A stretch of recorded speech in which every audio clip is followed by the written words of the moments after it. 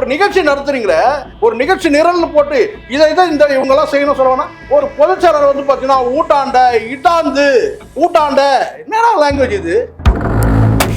ஆதவர்ஜனை கொண்டு வந்து உட்கார வைங்க, ஒரு கிளிப்பிங்கை காமிச்சு நான் பேச வைக்கிறேன். கூப்பிட்டான உட்கார வைங்க. அர்ஜுனுக்கும் அந்த ஜானரேஷன் அடிப்படையில் அறிவே இல்லைன்றது நான் சொல்றேன். எப்படியாவது எம்பி ஆயிரணும். நீங்க அப்புறம் சட்டமன்ற தேர்தலில் போட்டியிட மாட்டான் சார், எழுதி வச்சுங்க. ஆதவர்ஜனா சட்டமன்ற தேர்தலில் போட்டியிட மாட்டாங்க. பூத் கமிட்டி என்னடா பண்ணுன்னு கேட்டா, ஊட்டாண்ட போய் என்ன பிரச்சனைன்னு கேட்கணும். ஊட்டாண்ட போய் என்ன பிரச்சனை கேட்டு போரே போட்டு கொடுத்தாரு, டி ராஜன் மண்ணை கவிட்டாருன்ற நானு. அப்புறம் நீ என்ன கேட்டு என்ன பிடிக்கிறீங்க நீங்க?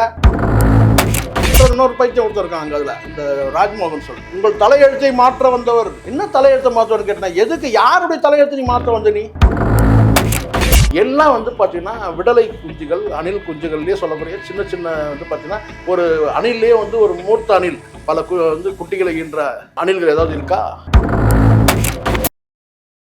உங்கள் லெஜண்ட் சரவணாவில் அக்ஷய திருதியை முன்னிட்டு தங்க நகைகளுக்கு பவுனுக்கு ரூபாய் 2000 தள்ளுபடி. ஏப்ரல் 22 முதல் மே 4 வரை. The Legend New Saravana Stores பிரம்மாண்டமாய் பாடி. நாமக்கல்ல திருச்செங்கோடு மெயின் ரோட் எர்ணாபுரத்துல இருக்கிற ஸ்பைரோ பிரைம் பப்ளிக் ஸ்கூல்ல +2 போர்டு எக்ஸாம்ஸோட சேர்த்து நீட் அண்ட் ஜேஇ கோச்சிங்கும் கொடுத்துட்டு இருக்காங்க. உலக தமிழர்களுக்கு வணக்கம். இன்றைக்கு நம்மோடு நேர்காணலில் இணைந்திருப்பவர் அரசியல் விமர்சகர் திரு சேக்குவேரா அவர்கள். ஐயா வணக்கம். வணக்கம். திரு விஜய் அவர்களுடைய இந்த வருகை கோயம்புத்தூரில் நடக்கிற பொழுது ரசிகர் பட்டாளமே ஒன்று கூடி அவரை வரவேற்று அறிவிக்கப்படாத ஒரு ரோட் ஷோ நடத்தப்பட்டதாக அவங்க தரப்புல சொல்லப்படுது. முதல்ல அந்த நிகழ்வெல்லாம் நீங்க பாத்தீங்கன்னா நிகழ்வு நீங்க எப்படி பாக்குறீங்க?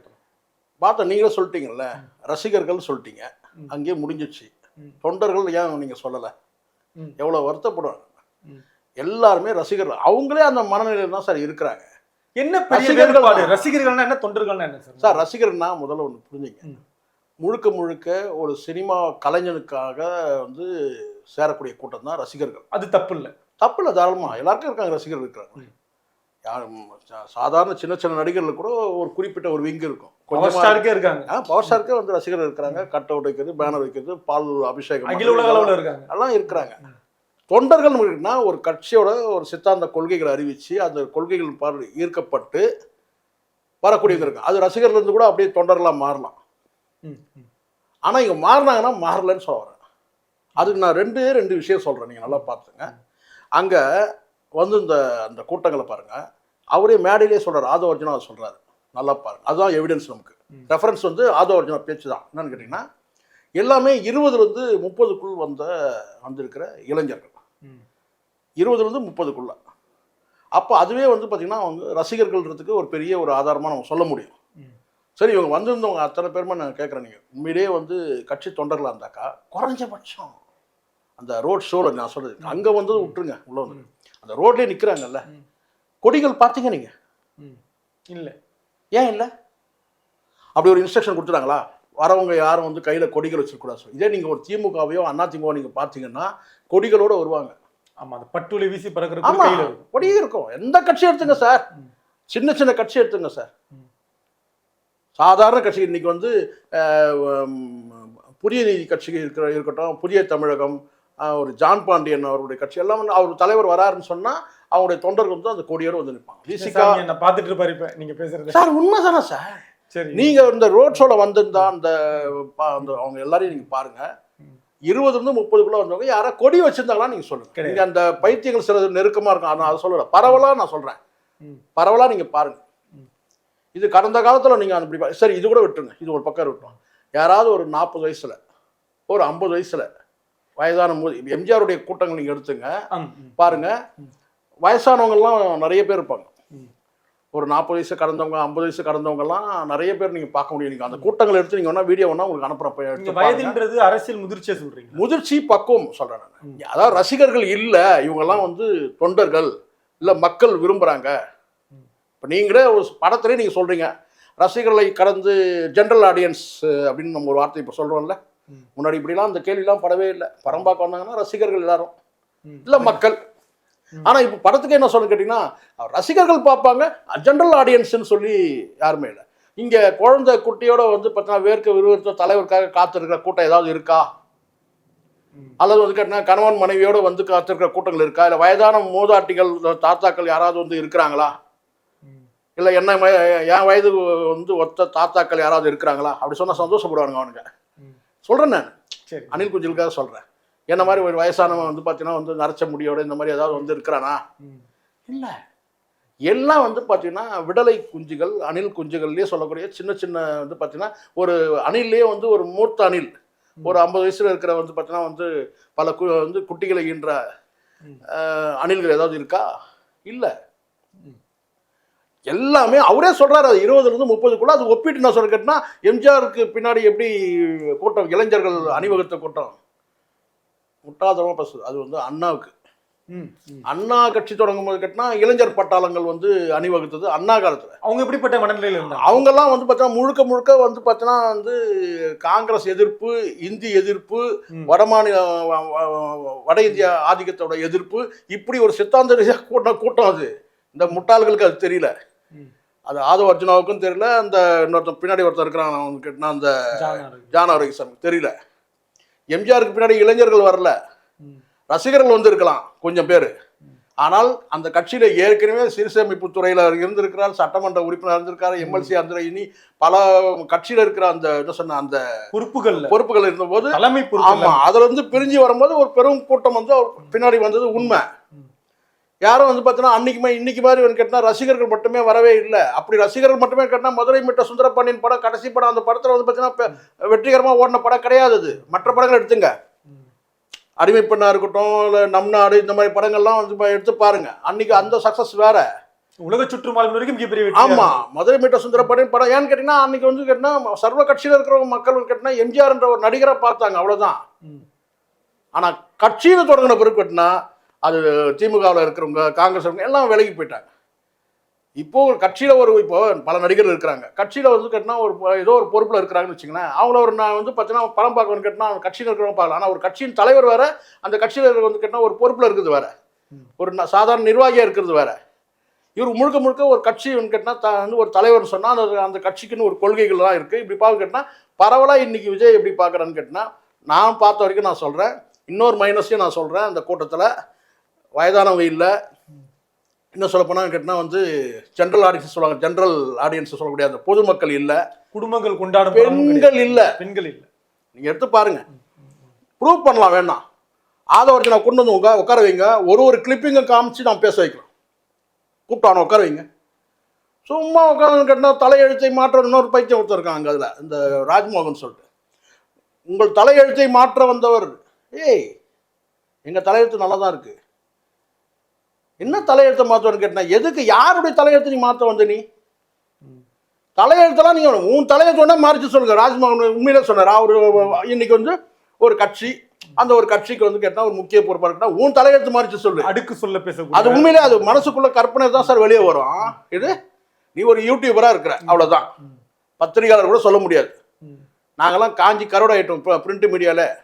ஐயோ வேணான்னு ஒதுங்கும் போது இப்போ டிஜிட்டல் மீடியா வந்த உடனே அப்பான்னு சொல்லிட்டு வந்து உட்காந்துட்டோம். ஆனால் நீ வந்து ஒரு யூடியூபர் தான், குறைச்சி மதிப்பு இல்லை.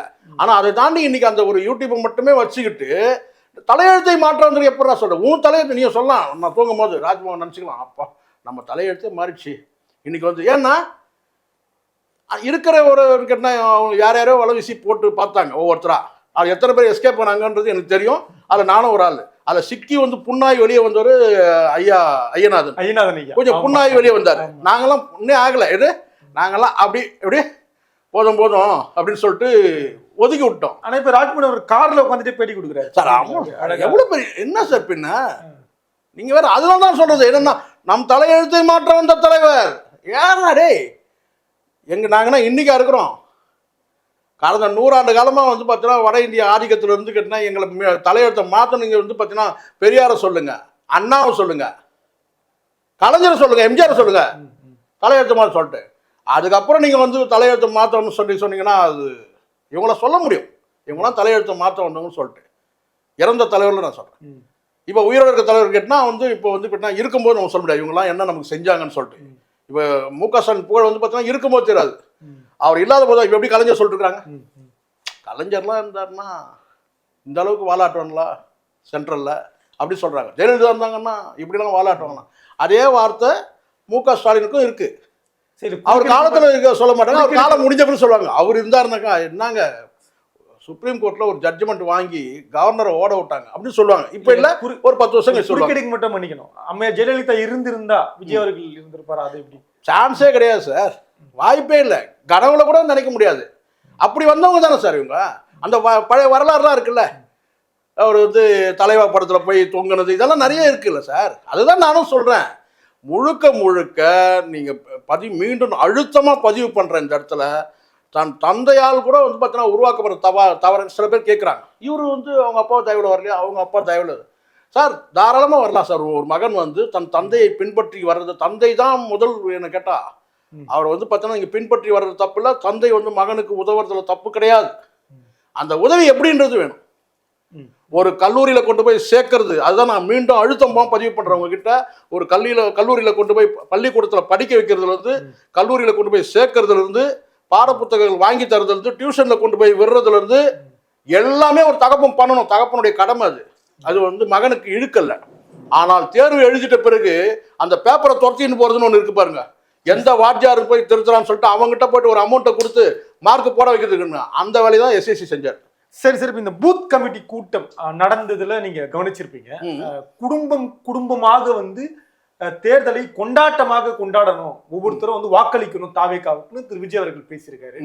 அது குடும்பமாக கொண்டாடுவது என்பது என்ன எப்படி புரிஞ்சுக்கிறது சார்? முதல்ல ஒரு விஷயம் எல்லாரும் சொல்லிட்டு இருந்தது, ஒரு வாக்காளர்கள் வந்து நம்ம பட்டி தொட்டியெல்லாம் நம்ம போயிருக்கிறதுனால நமக்கு தெரியும். இவங்கெல்லாம் போய் ஒரு ஏசி ரூம்ல போய் உட்கார்ந்துட்டு ஒரு விஜய் தான் சொல்றேன், விஜய் அவர்கள் ஆமாம் ஏசி ரூம் ஏசி ரூம்ல போய் உட்காந்து ஒரு ஹோட்டலில் தங்கிட்டு அதுக்கப்புறம் அப்படியே நேராக வந்து ஒரு கல்யாண மண்டபத்தில் இல்லை ஒரு பெரிய ஒரு காலேஜ் ஏதோ ஒரு இடத்துல போய் உட்காந்து அங்கே வந்து ஒரு மீட்டிங்கில் பேசிட்டு போறீங்க. ஒரு வெற்றி தலைவர் நீங்கள் பட்டி தொட்டியெல்லாம் வந்து பார்த்தீங்கன்னா எத்தனை இடங்கள்ல வந்து கிராமத்தில் இருக்க மக்கள் ஓட்டு போட தயாராக இருக்க மக்கள், ஆனால் வாகன வசதி கிடையாது. உண்மையாக நீங்கள் பார்த்தீங்கன்னா இதுக்கு ஒரு சின்ன உதாரணம் சொல்கிறேன். இந்த வரலாறுலாம் இவங்களுக்கு தெரியாது. என்ன இந்த 2-4 விஷயம் இருக்க இந்த இவங்க நிகழ்ச்சி எவ்வளோ விஷயம் பேசியிருக்கலாம் தெரியுமா? பேசாம விட்டதுனால நான் சொல்கிறேன். எலெக்ஷன் கமிஷனாக வந்து டிஎன் சேஷன் இருக்கும்போது அவர் சொன்னார், குறிப்பிட்ட பகுதியில் வந்து பார்த்திங்கன்னா வந்து சில பேர் ஆதிக்கம் செலுத்தி மக்களை வந்து வாக்களிக்க வைக்கிறாங்களே, அதை தடுக்கிறதுக்கு என்ன நடவடிக்கை எடுத்தாங்கன்னு ஏதோ ஒரு பல கேள்விகள் போடும்போது அவர் வந்து நினைக்கிறேன் துக்ளக்கில் வந்த பேட்டின்னு நினைக்கிறேன், சரியான ஞாபகம் இல்லை, ஒரு பிரபலமான ஒரு பத்திரிகையில் அவர் பேட்டி கொடுக்கும்போது அவர் சொல்கிறார், துக்ளக் தான் நினைக்கிறேன், டவுட்டாக இருக்குது எனக்கு, ஏன்னா நம்ம துக்ளக் ரெகுலராக படிக்கிறது, ஏன்னா வந்து மூல வளர்ச்சி அதிகமாக உள்ளவங்க துக்ளக் படிப்பாங்க, மூல வளர்ச்சி இல்லாதவங்க வந்து கேட்டினா வந்து முரசொலி படிப்பாங்க. இது யார் சொன்னது உங்களுக்கு என் கருத்து அப்படின்னு ஒருத்தர் சொல்லியிருக்காரு. ஸோ அப்போ நம்ம அறிவாளின்னு நம்ம சொல்லணும்னா கையில் என்ன இருக்கணும், துக்ளக் இருக்கணும் அப்படின்னு சொல்லிட்டு அந்த ஒரு காலகட்டத்தில் நம்ம வந்து ஒரு பெரிய ஸ்டார் ஒருத்தர் சொல்லிட்டாருன்னு சொல்லிட்டு நம்ம இன்னிலிருந்து நம்ம முரசொலி படிக்கக்கூடாது, துக்ளக் தான் படிக்கணும்னு சொல்லிட்டு நம்ம கையில் எப்பவுமே துக்ளக் வச்சிடலாம். அதில் தான் நினைக்கிறேன் ஒரு பேட்டி வந்தது, சரியா ஞாபகம் இல்லை. அதில் வந்து டிஎன் சேஷன் என்ன சொன்னார்னு கேட்டிங்கன்னா, இதை எங்களால் தடுக்க முடியாது, ஒரு குறிப்பிட்ட வந்து ஏரியா பகுதியில் இருக்கிற வந்து ஆதிக்க சக்திகள், அது வந்து பண்ணையாருன்னு சொல்லிக்கலாம் அல்லது வந்து ஊர் பெரிய மனுஷன் சொல்லிக்கலாம், யாரோ கேட்டால் அவங்க வந்து அந்த ஒரு லம்சமாக ஒரு 300 ஓட்டு இருக்குன்னா அந்த கிராமத்தில் அந்த 300 ஓட்டை வந்து அவங்க கேப்சர் பண்ணி போட வைக்கிறாங்க, இதெல்லாம் நீங்கள் வந்து தடுக்க முடியாது ஒரு கேள்வி கேட்கும்போது அப்போ அவர் சொல்கிறாரு டிஎன் சேஷன், பல கிராமங்களில் வந்து வாக்குச்சாவடி அமைக்கிறதுக்கே எங்களுக்கு வந்து பார்த்தீங்கன்னா அரசு கட்டிடங்கள் இல்லை, அரசு கட்டிடங்களே கிடையாது. பல கிராமங்களில் வந்து நாங்கள் வந்து போய் பூத் அமைக்கிறதுக்கு, எலெக்ஷன் வாக்குச்சாவடி அமைக்கிறதுக்கு எங்களுக்கு வந்து அரசு பில்டிங்கே இல்லை.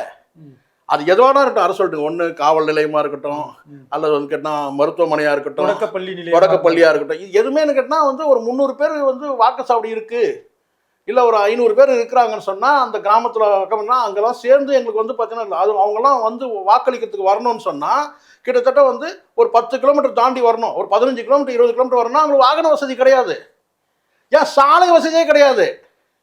அப்போ அந்த மக்களுக்கு வந்து எப்படி வாக்களிக்க வைக்க முடியும்னு கேட்டால் வேற வழியே இல்லாமன்னு கேட்டிங்கன்னா அந்த ஊரில் இருக்கிற வந்து ஒரு 300 வீடு இருக்குன்னு கேட்டால் அந்த 300 வீட்டில் இருக்கிற ஒரு மச்சி வீடுனா உங்களுக்கு தெரியும்ல, ஒரு பெரிய பணக்காரர் வீடு, அந்த வீட்டில் போய் நாங்கள் கேட்டு, ஏன்னா அவங்களுக்கு எல்லாருக்கும் கழிவறை வசதிலாம் வேணும்ல, அனுமதி பெற்று கழிவறை வசதி வேணும். ஆனால் அந்த ஒரு வீட்டில் தான் வந்து பார்த்தீங்கன்னா வந்து ஓரளவுக்கு வந்து கழிவறை வசதிகள் இருக்கலாம், வந்து ஒரு கட்டிடமா இருக்கலாம், மற்றது எல்லாமே கூரைகள்.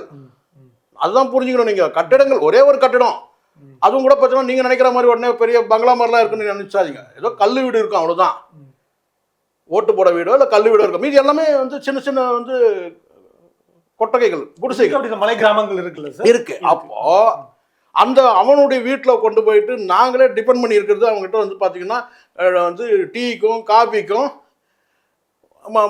மதிய உணவு வந்து உணவுக்கும் எல்லாமே வந்து பார்த்தீங்கன்னா அந்த கிராமத்தில் வந்து ஒரு குக்கிராமத்தில் எல்லாமே அவனை நம்பி தான் இருக்கு. யார் அந்த மிராசுதாரரோ அந்த பண்ணையாரோ அந்த பணக்காரனோ அவனை நம்பி தான் நாங்கள் இருக்கிறோம். அப்போ அங்கே போய் வந்து வாக்களிக்கிற மக்கள் வந்து பார்த்தீங்கன்னா அவன் யாருக்கு சொல்கிறனா அவனுக்கு தான் வாக்களிப்பாங்க. ஏன்னா ஓட்டு போடுறத யார் ஓட்டு, அவன் எந்த கட்சியை சார்ந்து இருக்கிறானோ, யாருக்கு நேரடியாவோ அல்ல மறைமுகமாக ஆதரிக்கிறானோ அவனுக்கு தான் அந்த மக்கள் இந்த 300 ஓட்டம் விழும். இதுதான் உண்மை. இது அங்கே எங்கேயோ ஒரு வட மாநிலத்தில் உள்ள ஒரு இடத்த சொல்ல, இந்தியா முழுவதும் நிறைய இடத்துல இந்த மாதிரி நிலைமைகள் இருக்கு. அதனால என்ன கேட்டால் இப்போ தவறான இந்த ஆதவ அர்ஜுனுக்கும் அந்த ஜானரேசம் அடிப்படையில் அறிவே இல்லைன்றது நான் சொல்கிறேன். ஜானரேசனுக்காவது ஓரளவுக்கு சரக்கு இருக்குன்னு நம்ம நம்பலாம். ஆனால் அவன் வந்து பார்த்தீங்கன்னா காசு வாங்கினா அசைன்மெண்ட்டுக்காக செய்கிறவன்னு கேட்டால் அவன் என்ன கேட்டால் இந்த பாயிண்ட்லாம் விட்டுருவான், மைனஸ் பாயிண்ட் வந்து ப்ளஸ்ஸை மட்டும் தான் சொல்லுவான். ஏன்னா அவன் காசு வாங்குறான். ஆதவ அர்ஜுனா வேற கணக்கில் இருக்கான், எப்படியாவது எம்பி ஆயிரமா அவன். நீங்கள் வேணா அப்புறம் சட்டமன்ற தேர்தலில் போட்டியிட மாட்டான் சார், எழுதி வச்சுங்க. இப்போ நான் சொல்லிடுறேன், ஆதவ அர்ஜுனா சட்டமன்ற தேர்தலில் போட்டியிட மாட்டான். அடுத்த பாராளுமன்ற தேர்தல் தான், அது வரைக்கும் கட்சி இருக்கணும். அது துணை முதல்வர் பதவியாக இருக்கு. அதெல்லாம் வந்து என்ன சார் நீங்கள் அவ்வளோ ரொம்ப தூரம் போறீங்க. ஒரு எம்எல்ஏவா ஆக முடியுமான்னு யோசிக்கிறேன் நான். 5 சார் இங்கே வந்திருக்கிற இப்போ முதல்ல இதை முடிச்சிடாருங்க. நான் சொல்கிறது என்னன்னு கேட்டிங்கன்னா, நீங்கள் அடிப்படையில் பெரிய ஸ்டாராக இருக்கிறதுனாலே வாக்களிக்க முடியும்னு நீங்கள் நினச்சிடாதீங்க. எல்லாருமே வாக்களிச்சிருவாங்க அப்படின்னு சொல்லிட்டு. நீங்கள் வாக்களிக்க போகும்போது அவன் என்ன நினைப்பான்னு கேட்டிங்கன்னா, ஒருத்தரோட காலைல யாரோ பேசவும் சொன்னாங்க, 234 தொகுதியிலையும் வந்து விஜயை போட்டிட்டாருன்னா விஜய் ஜெயிப்பார் சொல்லிட்டு. அதுவே தவறு. 234 தொகுதியிலும் போட்டிடுற அளவுக்கு அங்கே வந்து பார்த்தீங்கன்னா வந்து ரஜினிகாந்தாக இருந்தாலும் சரி, எம்ஜிஆர் இருந்தாலும் நடக்காது அது. சரிங்களா, எம்ஜிஆர் இருந்தால் கூட நடக்காது அது.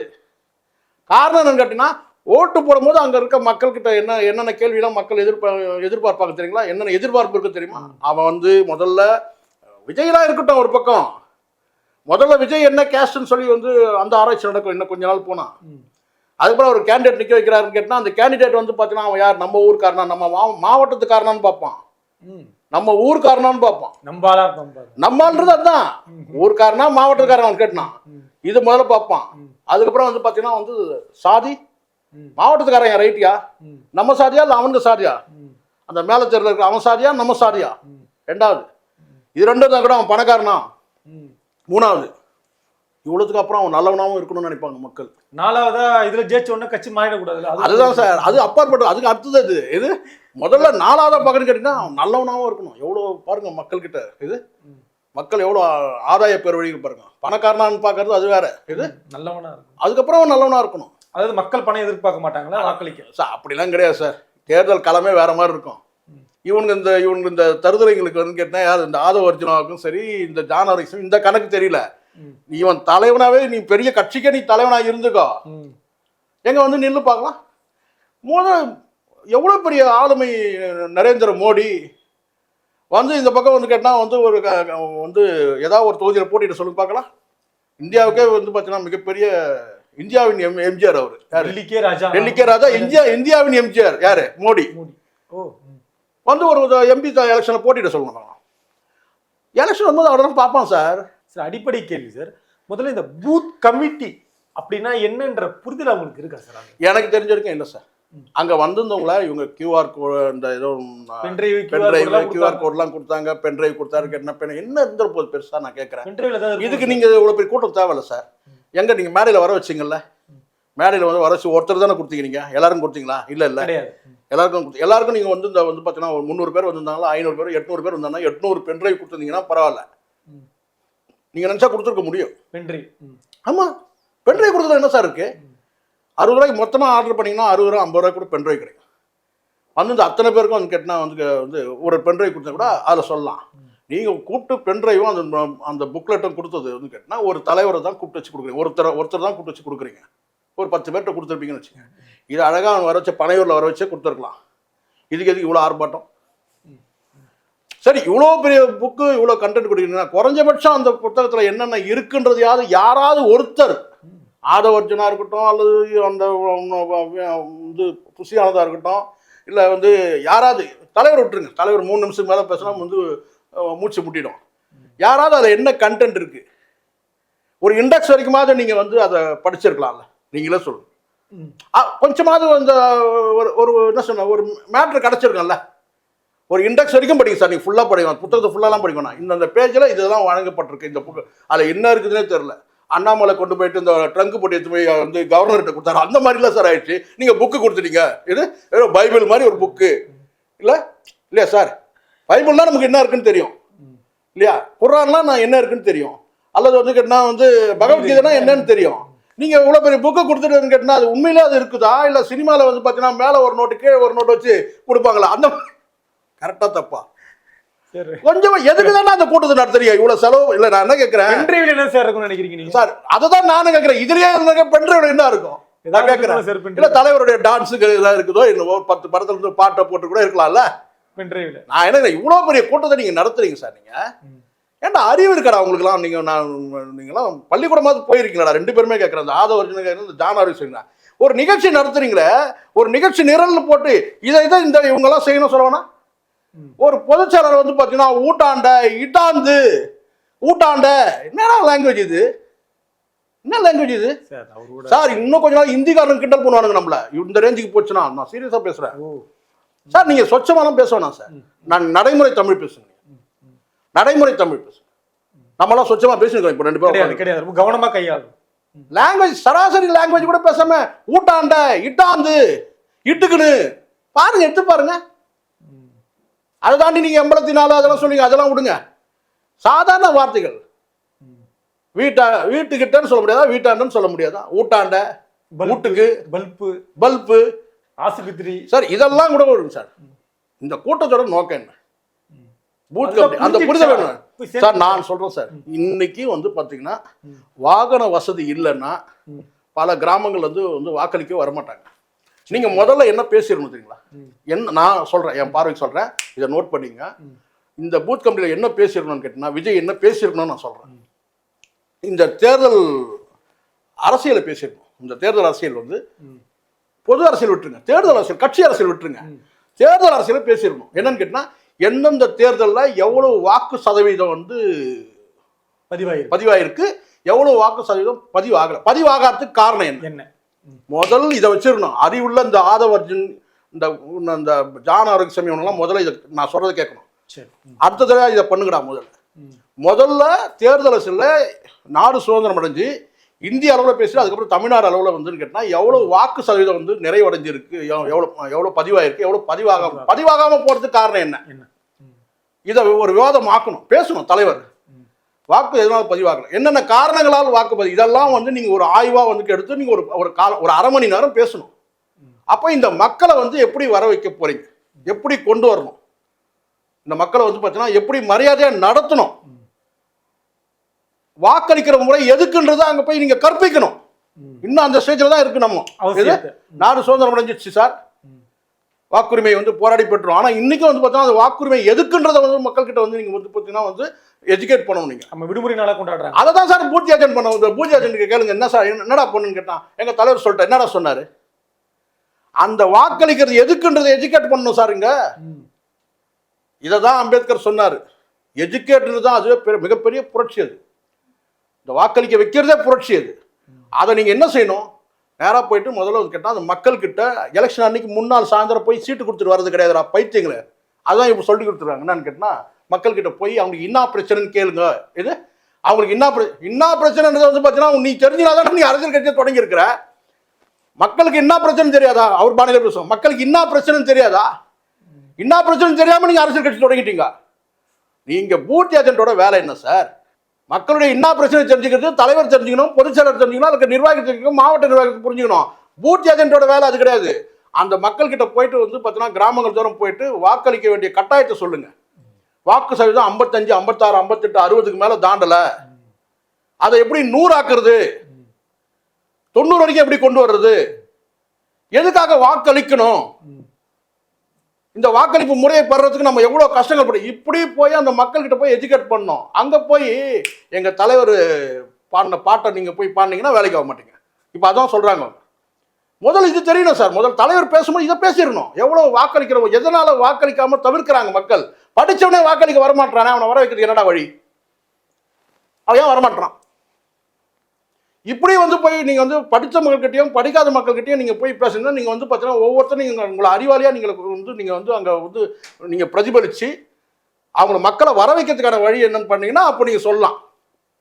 ஒரு 25% வந்துடும் சார். ஏன்னா வாக்களிக்காத மக்கள்லாம் வந்து தாவே காலத்தில் இருக்கிறவங்க வந்து வாக்களிக்க வைக்கிறதுக்கான வேலையில் இறங்கியிருக்கிறாங்க. புதிய வாக்காளர்கள் வந்து கேட்டால் வந்து அவங்களுக்கு வாக்களிச்சிட்டாங்க. இது வரைக்கும் வாக்குச்சாவடிக்கே நான் இத்தனை வருஷம் வராத நபர்களெல்லாம் வர வைக்கிறாங்க. அதை வர வைக்கிறது எப்படி வர வச்சான்னு கேட்டால் இப்படி எஜுகேட் பண்ணுறாங்க. ஒரு டேட்டா இருக்காடா முதல்ல உங்ககிட்ட எவ்வளோ வந்திருக்காருல்ல, 800 பேர் வந்துட்டான், 900 பேர் வந்துட்டாங்க. அதை எவெல்லாம் வந்து எஜுகேட்டட் சொல்லியிருக்கணுமா வேண்டாமா? யாரெல்லாம் அவங்க கிராஜுவேட், அதில் யாரெல்லாம் பள்ளிக்கூடம் போகாதவன் எவ்வளோ பேர் இருக்கிறான் சொல்லணும். இல்லாத இவ்வளோ QR கோடு கொடுத்துட்டேன்றான் ஒருத்தன். 800 பேர் நாங்கள் போட்டோம், 800 பேர் வந்துட்டாங்க, 10 பேர் ஆப்சண்ட்ன்ற. வந்திருக்கிறவங்கள எவ்வளோ பேர் தேர்தல் அரசியலை பற்றி தெரியும்? ஒரு 10 பேர் நீங்கள் மேலே ஏற்றிருக்கோனா? அதாவது ஒரு 5 பேர் ஏற்றிருக்கோமா? 5 பேர் சார். மாவட்ட அளவுக்கு ஒரு 5 பேர் மேடையில் ஏற்றிருக்கணும். மேலே பின்னாடி உட்காந்தாங்களோ ஒரு தீவட்டிக்கு ஒரு 10 பேர் உட்காந்தாங்களா பின்னாடி, அவங்க தான் பெரிய அப்பாட்டாக்கு இருக்காங்க. அவனை ஒரு 5 பேர் பேச விட்டுருக்கோனா?